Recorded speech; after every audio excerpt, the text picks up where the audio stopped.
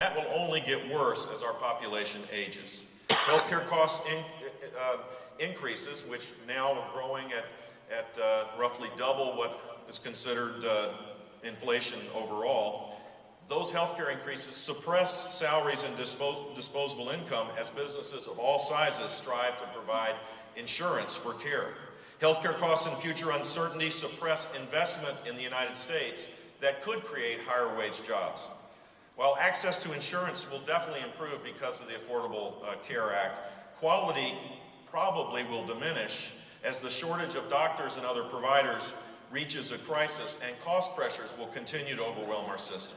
So whether the law is overturned, I'm no lawyer, I have no clue what's going to happen in that regard, or it's repealed, or it's modified, my guess is that we need to change the systemic flaws that existed before the passage of the Act and continue today.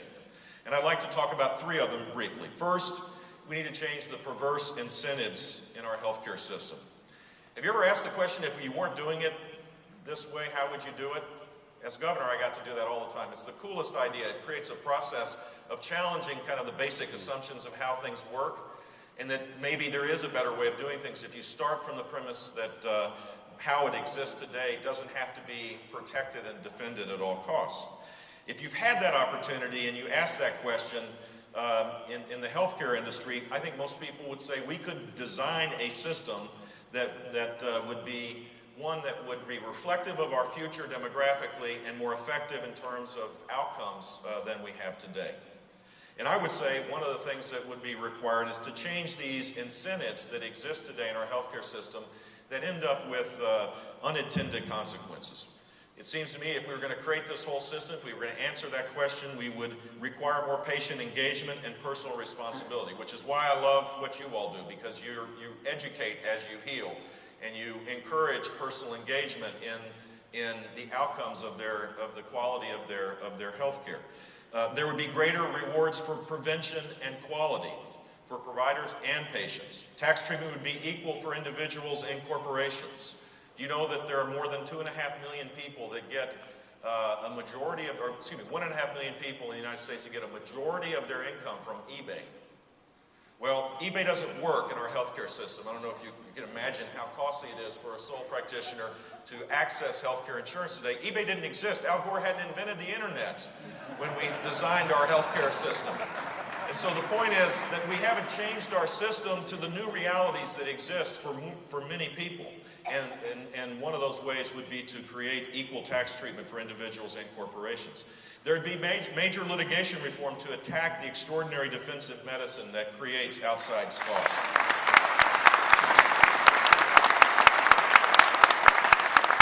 And we can do this. This does not require radical departure from what we have today, but it would be substantial enough to be able to align the interests in the right way. Allowing high deductible, lower premium, catastrophic coverage in the new exchanges that are being developed would be a start. Accelerating the creation of embedded in the real world accountable care organizations, not the ones designed by the regulators up in Washington, but ones that would really be likely to accelerate the focus on prevention and quality would be another place to start. Changing the tax code to allow for tax credits or deductions for individuals and families would lessen the consolidation into government insurance alternatives. Requiring more personal responsibility in return for government subsidies, which is something that I know is politically incorrect, but my goodness, don't you think that it is appropriate that people do the right thing in return for the subsidies of the taxpayers? We know that the costs...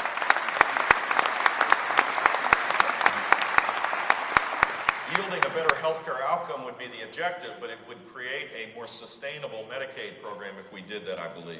Changing the Medicaid and Medicare reimbursement model to pay more for better quality will improve quality, believe it or not, and lower costs. Allowing businesses to offer portable insurance for its employees would allow individuals to plan for their retirement and not be exclusively dependent on government for health care. The financial and behavioral incentives today are misaligned, and changing their alignment would make huge difference, in my opinion, in sustaining access, more importantly perhaps improving quality, and creating better outcomes at a stabilized cost structure. The second thing we need to do in preparation if the Affordable Care Act is passed is to reform Medicaid. That was one part of this bill they forgot to do. Expanding Medicaid by 21 million insured, which is the estimation. 21 million Americans will be receiving Medicaid as the solution to access to care without reforming Medicaid in general is a disaster. It is a train wreck waiting to happen.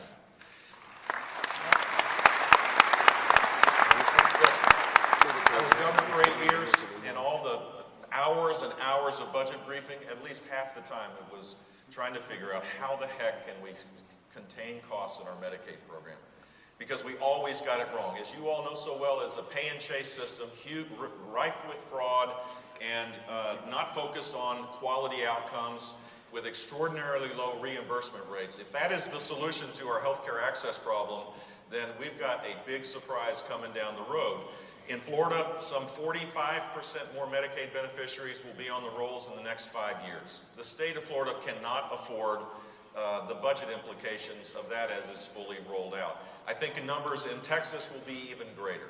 The 21 million Americans that will be receiving this are expecting something of certainly of a significantly higher quality than what we had. And so what's the solution to this? My suggestion is a modified version of the Florida Empowered Care Plan that was done by a pretty provocative waiver in 2005 and implemented most of the time after my departure, but it provides, I think, a path of how you could reform Medicaid.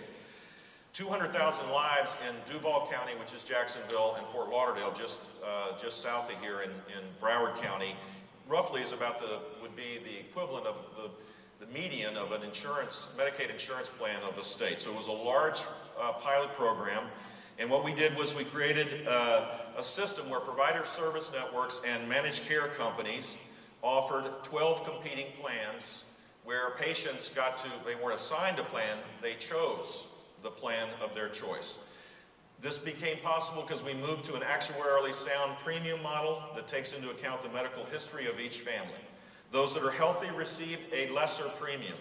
Those with chronic illnesses received a higher premium that allowed them to purchase more benefits to manage their health.